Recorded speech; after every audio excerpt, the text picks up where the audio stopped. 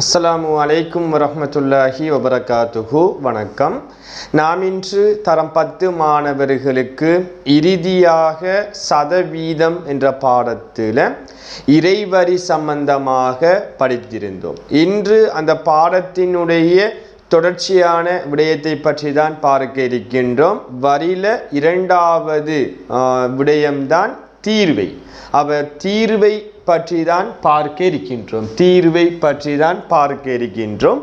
தீர்வை என்று சொன்ன பிள்ளைகள் ஒரு பொருளை ஏற்றுமதி செய்யும் போது அல்லது இறக்குமதி செய்யும் போது அந்த பொருளினுடைய பெறுமதிக்காக நம்ம செலுத்த வேண்டிய டெக்ஸ், அந்த வரியினுடைய பெயர் தான் தீர்வை பணமாக இருக்கும். தீர்வை என்றால் என்ன என்று கேட்க மாட்டான். ஸோ நீங்கள் கொஞ்சம் தீர்வை என்றால் என்னங்கிற விடயத்தை ஞாபகம் வைத்து கொள்ள வேண்டும். ஒரு பொருளை ஏற்றுமதி செய்யும் போது அல்லது இறக்குமதி செய்யும் போது அந்த பொருளினுடைய விலைக்கு ஏற்ப நம்ம கட்ட வேண்டிய அந்த வரி பணம் தான் தீர்வை பணமாக இருக்கும். தீர்வை சம்பந்தமாக நான் 2 உதாரணம் எடுத்திருக்கேன். முதலாவது உதாரணத்தை பாருங்க. ஒரு குளிரேற்றியின் இறக்குமதி விலை 40,000. ஒரு குளிரேற்றியை நம்ம 40,000 ரூபா விலை உள்ள ஒரு குளிரேற்றியை இறக்குமதி செய்கின்றோம். அந்த குளிரேற்றிக்காக அறவிடப்படும் தீர்வை சதவீதம் 20% என்று சொல்லப்படுது. செலுத்த வேண்டிய தீர்வை பணத்தை காண்க. தீர்வை பணம் எவ்வளவு என்று கேட்கப்படுது. தீர்வை கண்டுபிடிக்கணும் என்றா, செலுத்த வேண்டிய தீர்வை பணத்தை கண்டுபிடிக்கணும் என்றா சதவீதம் 20% என்று சொல்லப்படுது. இதனுடைய கருத்து, நீங்கள் 100 வடை பொருளை இறக்குமதி செய்தால் அதற்கு கட்ட வேண்டிய வரி பணம் 20 ரூபாய் என்று வரும். நீங்கள் இறக்குமதி செய்யப்பட்ட அந்த குளிரேற்றியினுடைய விலை 40,000 என்று சொல்லப்படுது. 40,000 பெருக்க வேண்டும். 100ல் இருக்கிற 2 பூஜ்ஜியமும் 40,000 இருக்கிற 2 பூஜ்ஜியமும் வெட்டுப்படும். இப்போது 4ஐயும் 2ஐயும் பெருக்கினா 8 என்று வரும். ஒரு பூஜ்ஜியம் 2 3. 3 பூஜ்ஜியத்தை சேர்ப்பீங்கண்டா ரூபாய் 8,000 வரி செலுத்த வேண்டும். தீர்வை பணமாக 8,000 செலுத்த வேண்டும். சில நேரம் தீர்வை செலுத்தப்பட்ட பின்னர் பொருளினுடைய மொத்த பெறுமதி எவ்வளவு என்று கேட்டால் அந்த உண்மையான பெருமானத்தையும் வாங்கப்பட்ட உண்மையான பெருமானத்தையும் செலுத்திய தீர்வை பணத்தையும் கூட்டணும். கூட்டும் போது 40,000 சாக 8,000 சமன் 48,000 என்று வரும். கேள்விக்கு ஏற்ப அந்த விடையை எழுதி கொள்ள வேண்டும். இந்த கேள்வியில தீர்வை பணம் எவ்வளவு என்று கேட்கப்படுகின்றது. ஸோ ரூபாய் 8,000 என்று கிடைக்கும். இதே போன்று இரண்டாவது கேள்வியை பாருங்கடா. 12,000 பெருமானமுள்ள ஒரு கமராவை இறக்குமதி செய்கையில் செலுத்த நேரிடும் தீர்வை பணம் 3,000 என்று சொல்லப்படுது. தீர்வை பணம் சொல்லப்படுது. இங்கு சதவீதம் தரப்பட்டு தீர்வை பணம் எவ்வளவு என்று கேட்டால் தீர்வை பணம் சொல்லப்பட்டு அறவிடப்பட்ட தீர்வை சதவீதம், நம்ம லாப சதவீதம் நட்ட சதவீதம் காண்பது போன்று தீர்வை சதவீதம் காண வேண்டும். தீர்வு சதவீதம் காணணும் என்று சொன்ன பிள்ளைகள் சின்ன விடயம்தான். கமராவினுடைய உண்மையான பெருமானம் 12,000, அது கீழே வரும். அந்த 12,000 பெருமானம் உள்ள கமராவிற்கு செலுத்த வேண்டிய தீர்வை பணம் 3,000 என்று சொல்லப்படுது. சதவீதம் கேட்டால் 100ஆல் பெருக்க வேண்டும் என்று படிச்சிருக்கோம். 12,000 இருக்கிற 2 பூஜ்ஜியமும் 100ல் இருக்கிற 2 பூஜ்ஜியமும் வெட்டுப்படும். மேல் பூஜ்ஜியமும் கீழ் பூஜ்ஜியமும் வெட்டுப்படும். 300 12ஆல் பிரிக்கணும். 300 12ஆல் பிரிக்கணும். 2 முறை 24, 6 மீதி பூஜ்ஜியத்தை கீழுக்கு இறங்கின 60. 60ல் 12 5 முறை 60 பூஜ்ஜியம். ஸோ 25% என்று விடை கிடைக்கும். தீர்வை சதவீதம் 25% என்று கிடைக்கும். தீர்வை சம்பந்தமான தொடர்ச்சியான 3வது கேள்விதான் இங்கு எழுதப்பட்டிருக்கு. ஒரு குறித்த வகை மோட்டார் சைக்கிளை இறக்குமதி செய்யும் போது அதன் பெருமானத்தின் 15% தீர்வை செலுத்த வேண்டும். மோட்டார் சைக்கிளின் இறக்குமதி பெருமானம் சொல்லப்படுது 1,75,000 என்று சொல்லப்படுது. முதலாவது கேள்வி, தீர்வை செலுத்திய பின்னர் மோட்டார் சைக்கிளின் பெருமானம் யாது? இதை 2 முறை ஊடாக செய்யலாம். நம்ம ஏற்கனவே செய்தது போன்று தீர்வை பணத்தை கண்டுவிட்டு அந்த தீர்வை பணத்தை 1,75,000 கூட்டும் போது தீர்வை செலுத்திய பின்னர் மோட்டார் சைக்கிள் பெருமானத்தின் விலை கிடைக்கும். அல்லது நேரடியாக தீர்வை பணத்தை காணாம தீர்வை செலுத்திய பின்னர் மோட்டார் சைக்கிளின் விலையை காணும் மற்றொரு முறை ஒன்று இருக்கு. அது உங்களுக்கு ஒட்டவா தெரியும். எப்படி என்று சொன்னா, இப்போ நீங்கள் 100 ரூபாய் பொருளை வாங்குறீங்கன்னு சொன்னால் எத்தனை சதவீதம் வரி கட்டணும்? 15. அப்போ வாங்கப்பட்டது 100, வரி 15. அப்போ ரெண்டும் சேர்ந்து உங்களுக்கு மொத்தம் எவ்வளவு செலவாகும்? 115. அப்போ இப்படியான பின்னத்தை போடும்போது தீர்வை பணத்தை தனியாக கண்டுபிடிக்காமல் தீர்வை செலுத்திய பின்னர் மோட்டார் சைக்கிளின் பெறுமதியை காண முடியும். இப்போ இதை எதால பெருக்கணும் என்று சொன்னால் 1,75,000 ரூபாவால் பெருக்க வேண்டும். அப்போ 100ல் இருக்கிற 2 பூஜ்ஜியமும் 1,75,000 இருக்கிற 2 பூஜ்ஜியமும் வெட்டுப்பட்டா நீங்கள் என்ன செய்யணும்? 115 175ஆல் பெருக்கி விட்டு வார விடையுடன் ஒரு பூஜ்ஜியத்தை சேர்க்கணும். சேர்க்கும்போது 5 5 25 2 மிச்சம், 5 2 7 5 வரும். 7 5 35 3 மிச்சம், 7 3 10 1 மிச்சம், 7 1 8 ஓர் 5 5 1 1. இதை கூட்டும் போது 5 12 1 மிச்சம் 11 10 1 மிச்சம் 2. அப்போ 20 125ஓட விட்டு ஒரு சைபரை சேர்க்கும் போது தீர்வை செலுத்திய பின்னர் மோட்டார் சைக்கிளினுடைய பெறுமதி 2,01,250க்கு என்ன செய்யப்படும்? செலவாகும். தீர்வை பணமும் அந்த மோட்டார் சைக்கிளினுடைய அங்கே வாங்கப்பட்ட விலையும் சேர்ந்து 2,01,250 2,01,250 செலவாகும். அதன் பிறகு இரண்டாவது கேள்வி, 10% லாபம் கிடைக்குமாறு மோட்டார் சைக்கிளை விற்கப்பட வேண்டிய விலையாது? வாங்கப்பட்ட சைக்கிளை 10% லாபம் வைத்து விற்க போறார். அப்படின்னா எவ்வளவுக்கு விற்க வேண்டும் என்று கேட்கான். அப்போ நீங்கள் 100 ரூபா உங்களுக்கு செலவாகினா, மொத்தம் 100 ரூபா செலவாகினா நீங்கள் 10 ரூபா லாபம் வைத்து விற்கணும்னா 100 ரூபாய் பொருளை 110க்கு விற்க வேண்டும்.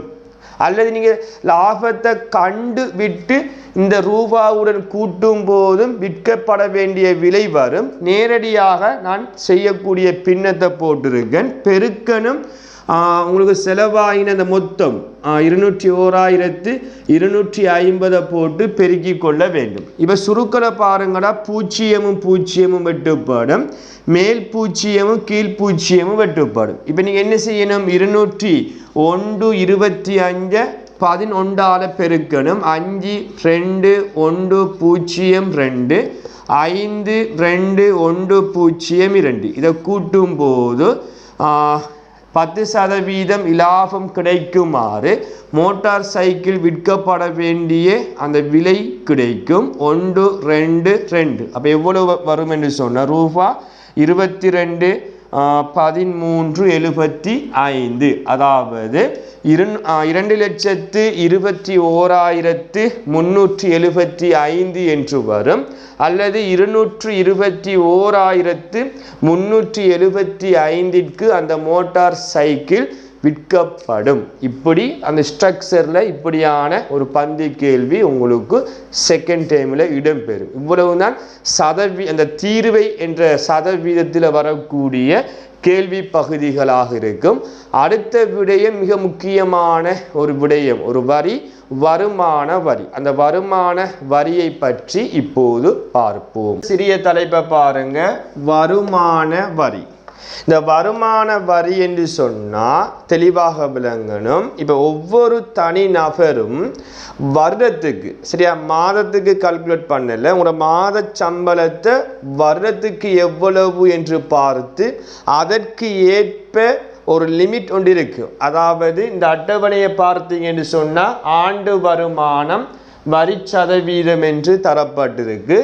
முதல் 500,000 என்று சொன்னார். அவர வருட சம்பளம் ஆண்டு சம்பளம் ஆண்டு வருமானம் 500,000 அல்லது 500,000 விட குறைவாக ஒரு ஆளினுடைய ஆண்டு வருமானம் அமையும் என்று சொன்னால் அவர் வரி விதி விலக்கு என்ற வரி கட்ட வேண்டிய அவசியம் இல்லை. அப்போ ஒருவரினுடைய சராசரி சம்பளம் மாத சம்பளம் 40,000 42,000 என்று சொன்னால் அதை ஆண்டு வருமானமாக மாற்றும் போது அவரினுடைய அந்த ஆண்டு வருமானம் 5 லட்சத்தை விட குறைவு என்று சொன்னால் அவர் வரி கட்ட தேவையில்லை, வரி விதி விலக்கு என்று சொல்லப்படுது. அடுத்த 500,000 என்ற கருத்து பிள்ளைகள் 5 லட்சத்தை விட அதிகமாகவும் 10 லட்சத்துக்கு உட்பட்ட 5 லட்சத்துக்கு மேலே 10 லட்சத்துக்கு குறைவாக ஒருவருடைய ஆண்டு வருமானம் அமையும் என்று சொன்னார். 10 லட்சம் அல்லது 10 லட்சத்தை விட குறைவாக ஒருவருடைய ஆண்டு வருமானம் அமையும் என்று சொன்னால் மேலதிகமாக அந்த உழைக்கக்கூடிய அந்த வருமானம் கிடைக்கக்கூடிய பணத்திற்கு 4% வரி கட்ட வேண்டும். அடுத்த 500,000 என்ற கருத்து அவருடைய ஆண்டு வருமானம் 10 லட்சம் 5 தானே 10 லட்சத்துக்கு மேலே 15 லட்சம் அல்லது 15 லட்சத்துக்கு உள்ள ஆண்டு வருமானம் அமையும் என்று சொன்னால் அவர் கட்ட வேண்டிய வருமான வரி சதவீதம் 8%. இப்படி இந்த அட்டவணை தரப்பட்டிருக்கு. இந்த அட்டவணையை வைத்து தான் நீங்கள் பயிற்சி செய்ய வேண்டும். இந்த அட்டவணையை பாடமாக்குறதுல கேள்வி தரப்படும் போது கட்டாயம் சார்ட் தரப்படும். அந்த சார்ட்டை வைத்து கொண்டு தான் கேட்கப்பட்ட கேள்விக்கு விடை எழுத வேண்டும். அதன் அடிப்படையில் முதலாவது கேள்வியை பாருங்க. ஆண்டு வருமானம் 5,50,000. அப்போ 5 லட்சத்தை தாண்டி போகுது. ஒரு ஆள் இன்கம் அவரை இன்கம் வருடத்துக்குரிய இன்கம் மாதம் இல்லை, சில நேரம் மாதம் என்று தருவான், அதை நீங்கள் வருடத்துக்கு மாற்றணும். இது ஆண்டு வருமானம் என்று சொல்லப்படுது. ஆண்டு வருமானம் 5,50,000 பெறும் ஒருவர் செலுத்த வேண்டிய வருமான வரியை கேட்டால் இதை எப்படி செய்கிற முறையை தெளிவாக பார்க்கணும். மொத்தமாக வரி பார்ப்பதில்லை. ஃபர்ஸ்ட்டுக்கு இதை உடைக்கணும். எவ்வளவு ரூபாய்க்கு வரி இல்லை? 500,000க்கு வரி இல்லை. அதை கட்டாயம் நீங்கள் என்ன செய்யணும்? ஃபர்ஸ்ட்டுக்கு அந்த 500,000 என்று நீங்கள் என்ன செய்யணும்? உடைத்து எழுத வேண்டும். 500,000 ப்ளஸ் 5,50,000 என்று அடுத்த 500,000 வராது. அதில் மீதி பேலன்ஸ் 50,000. இந்த ரெண்டையும் சேர்த்து தான் 5,50,000 என்று சொல்லப்படுது. அப்போ இவருக்கு வரி இல்லை, 0%. 5 லட்சத்துக்கு வரி இல்லைன்னு சொல்லப்படுது.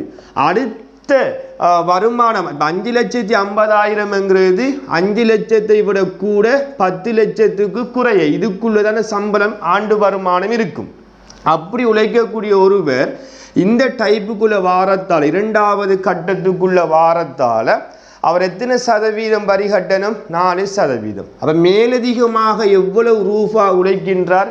50,000. அப்போ 50,000க்கு 4% வரி கட்ட வேண்டும். அந்த செலுத்த வேண்டிய வருமான வரி எவ்வளவு என்று கேட்கப்படுது. அப்போ 100 ரூபா சம்பாதிப்பார், மேலதிகமாக 100 ரூபா சம்பாதிப்பார் என்று சொன்னால் அவர் கட்ட வேண்டிய வருமான வரி 4 ரூபா. அவர் மேலதிகமாக சம்பாதித்த பணம் 50,000. அப்போ 50,000ஆல் பெருக்கும் போது 2 பூஜ்ஜியமும் 2 பூஜ்ஜியமும் வெட்டுப்படும்.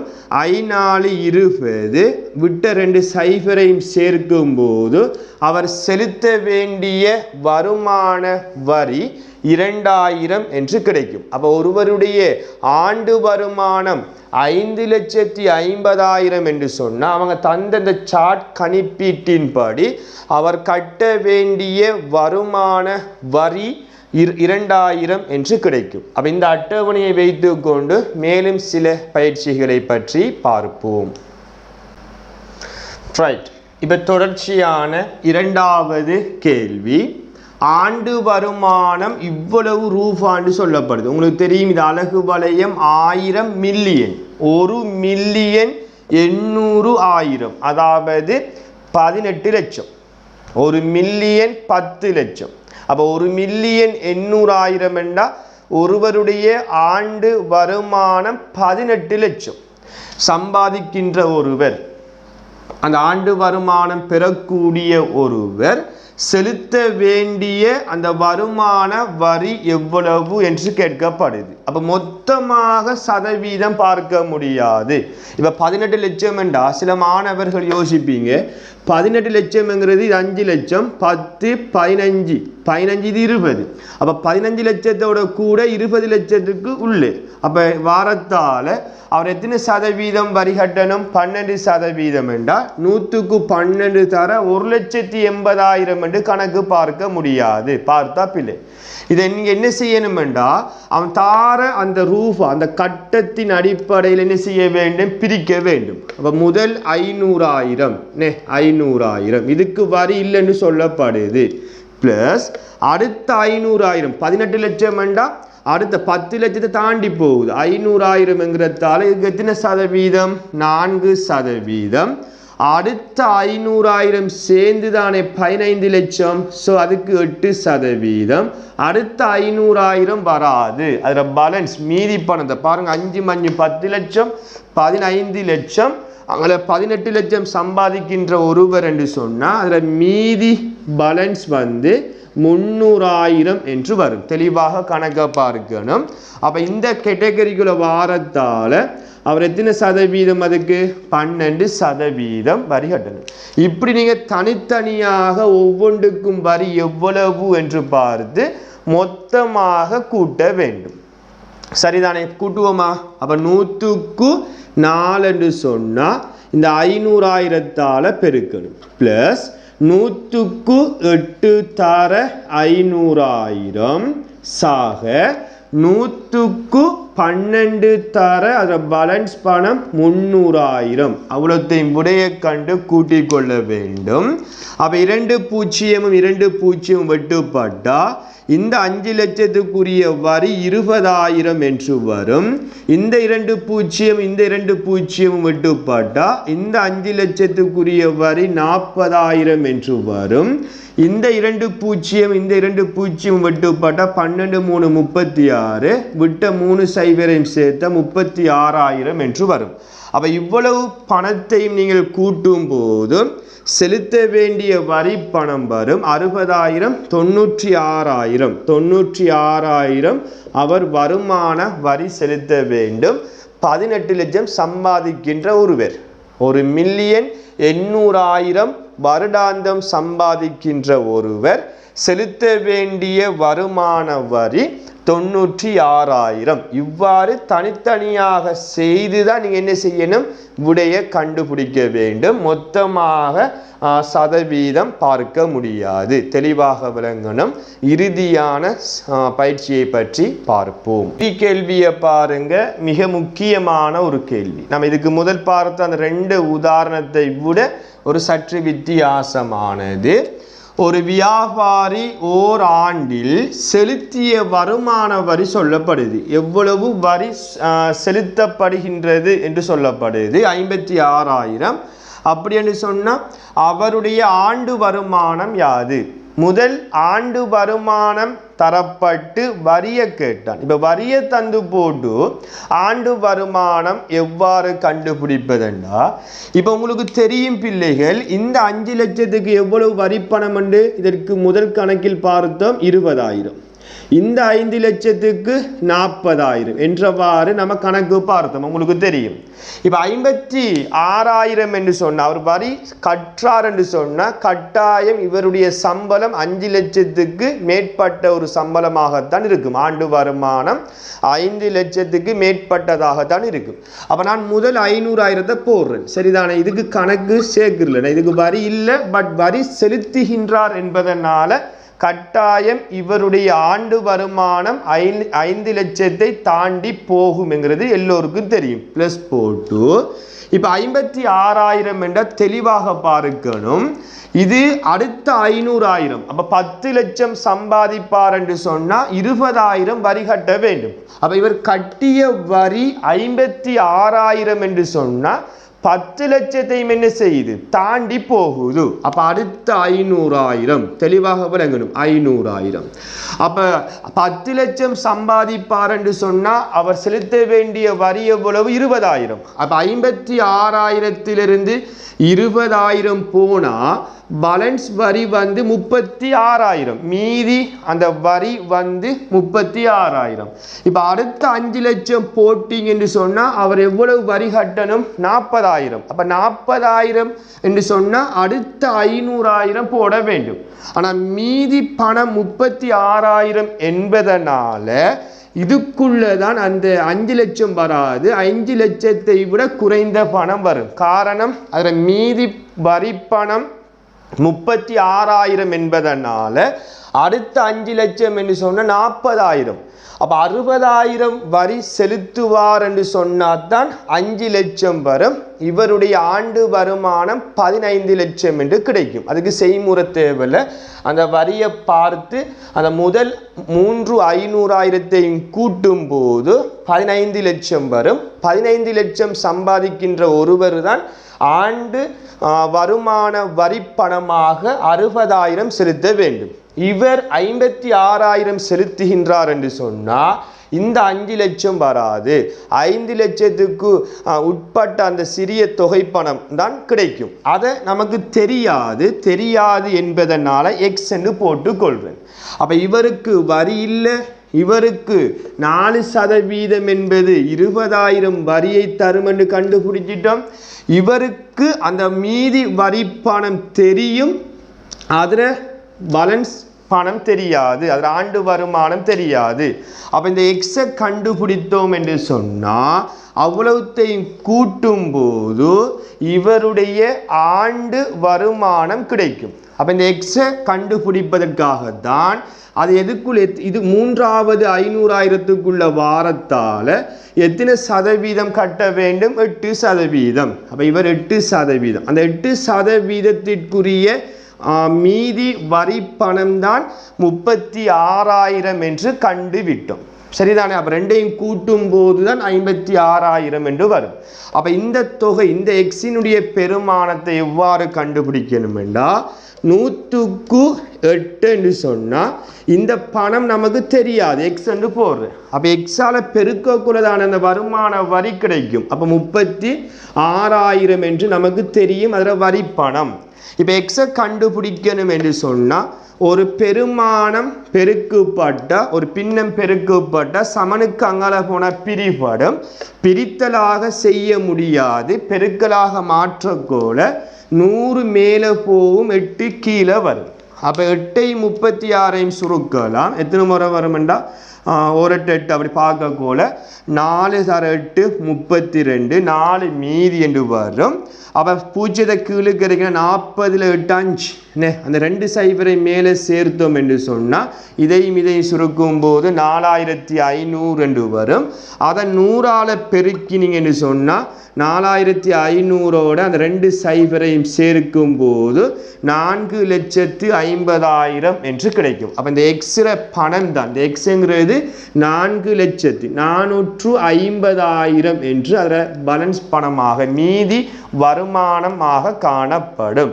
இப்போ கேள்வி மொத்த ஆண்டு வருமானம் எவ்வளவு என்று கேட்டால் இவ்வளவு பணத்தை என்ன செய்ய வேண்டும் கூட்ட வேண்டும். அதாவது 500,000 சாக அடுத்த 500,000 சாக 4,50,000 கூட்டும்போது 14 லட்சம் 1,450,000 14,50,000 என்று கிடைக்கும். அப்போ 1,450,000 ஆண்டு வருமானம் பெறக்கூடிய ஒரு நபர் தான் செலுத்த வேண்டிய வருமான வரி பணம் 56,000 இருக்கு. இது சரியா பிழையாங்கிறத நீங்க தீர்மானிக்கணும்னா நம்ம முதல் 2 கேள்வியை செய்தது போன்று ஒருவருடைய ஆண்டு வருமானம் 1,450,000 அதாவது 14,50,000 பெறக்கூடிய ஒருவர் செலுத்த வேண்டிய வருமான வரி பணம் எவ்வளவு என்று கண்டுபிடிங்க. அந்த வருமான வரி பணம் 56,000 என்று வரும்.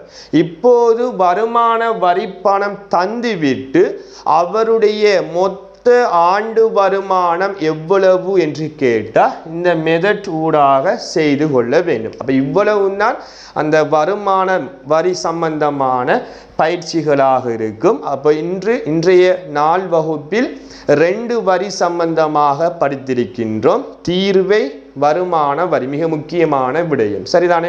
அப்போ இத்துடன் வகுப்பு முடிவடைந்துள்ளது.